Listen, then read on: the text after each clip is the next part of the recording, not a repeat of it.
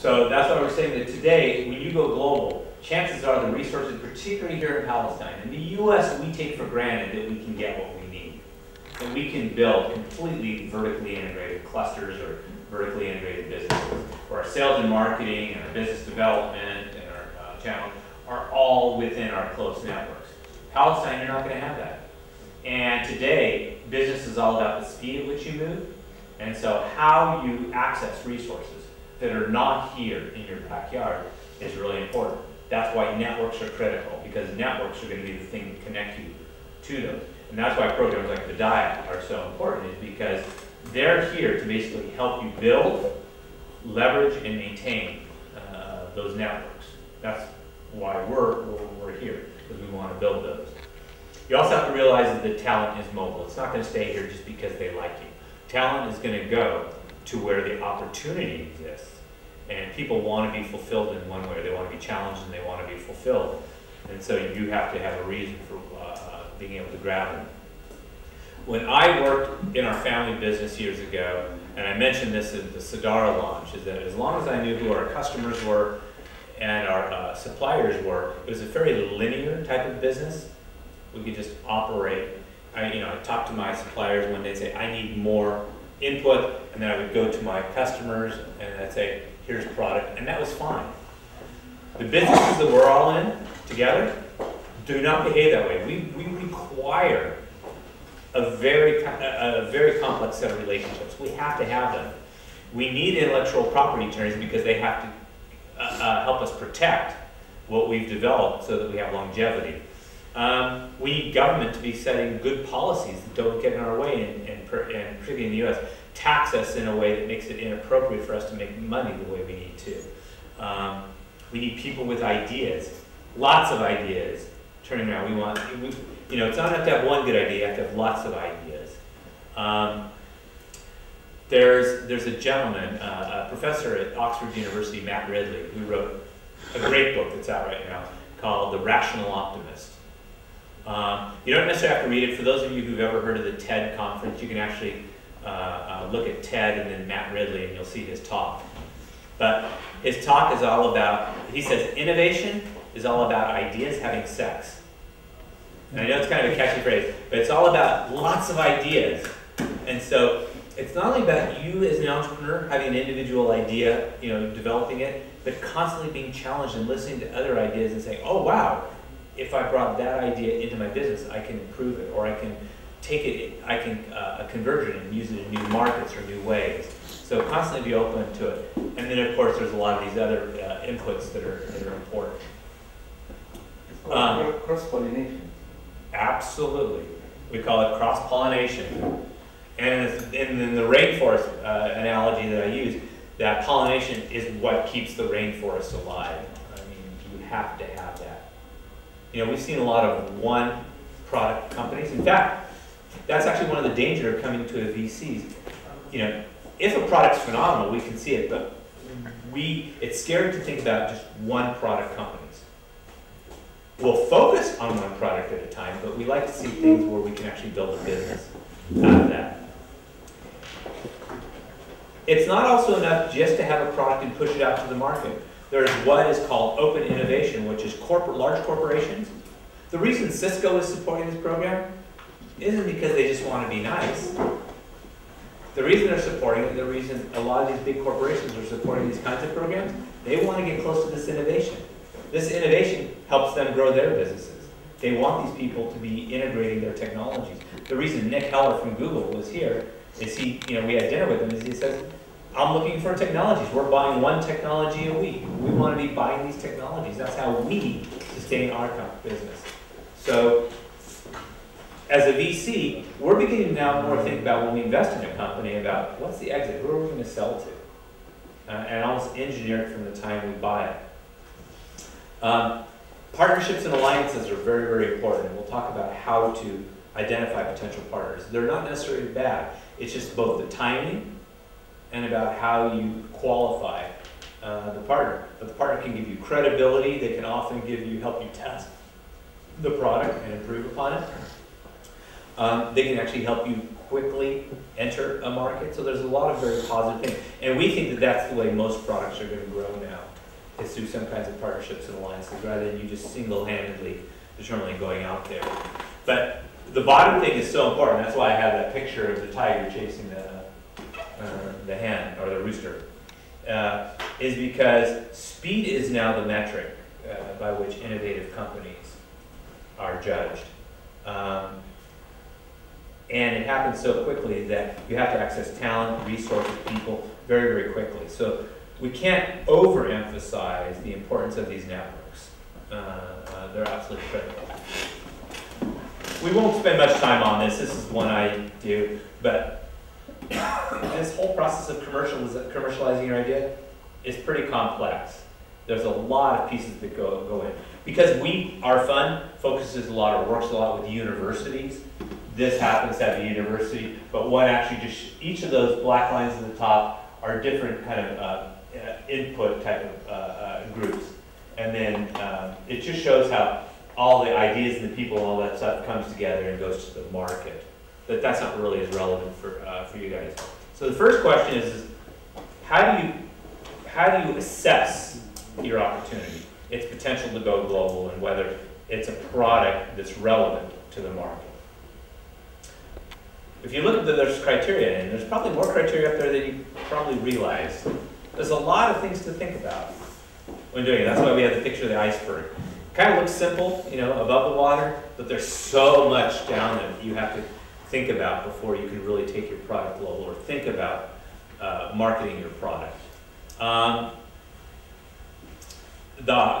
So I can go through each one, or we can just focus on some if anyone has a question about any particular one. Leif?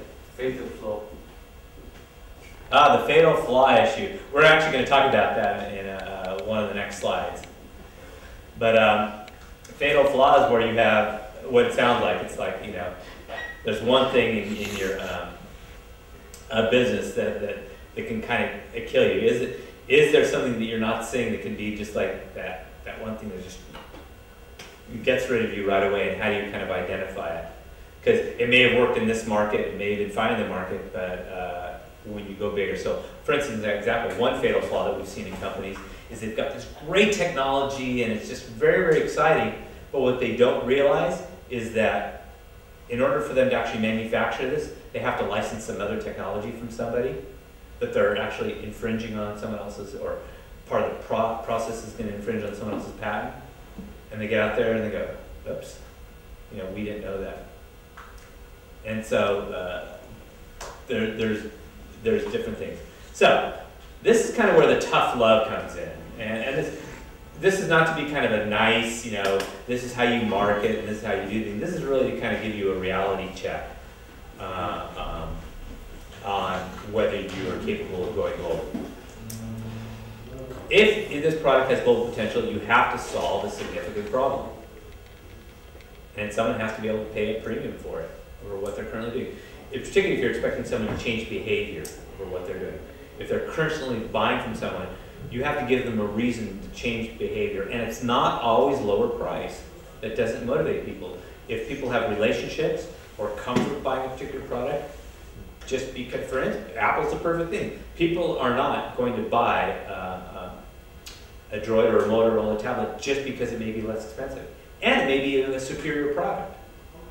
So you can't always assume that just because something is less expensive. And you have to be able to quantify the benefits to the person. And then as a business, these are all kind of intuitive. You have to have a attractive risk-reward balance. So this is what we say are the four most important things that a superior business opportunity.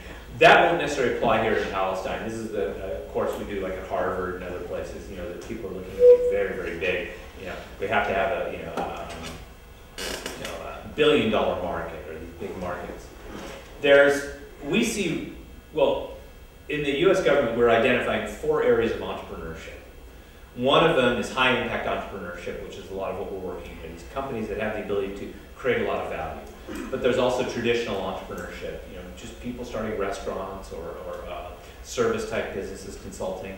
There's social entrepreneurship, people who just want to change the world, provide clean drinking water, provide vaccines to the needy, provide good food. And then there's a lot of focus on female entrepreneurs, trying to grow the number of female entrepreneurs. What we're focusing on here is really what we call high impact entrepreneurship. How do we create companies that have a lot of impact? And these are traditionally some of the metrics that you're going to look at.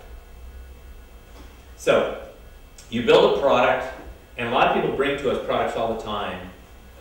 And one of the questions we ask is, does anybody care? You've solved this really big problem. How have you validated that anybody cares about the problem? The other question we have is, when you're doing this, how many miracles have to happen for this to really be a real product? Usually if it takes more than one miracle, it's going to be kind of tough. Because people say, well, if only this happens and we get 3% of the market, and then the planets align and these 3 companies go out of business, we'll have a business. And so you really kind of need to establish the relevance for your product, and also how real is it to get from where you are right now to the market. We don't mind making some assumptions and take leaps of faith with you, but we also can't afford to say that these perfect alignment of the planets have to happen at each step in order for you to do that, because that's just not the way the world works. So when you're going to the market, people don't like to change. It's just not in their nature. So you could have the greatest product in the world, but you're still going to have to convince them that it's the greatest product in the world. People are risk averse. People in companies are risk averse, particularly if they've been doing things the same way. You have to figure out what motivates the other person, motivates the customer, motivates the partner, motivates the investor. We said this yesterday. You really have to explain to them why it's in their best interest to be buying from you. It's not why your product is so cool. How are you going to help them?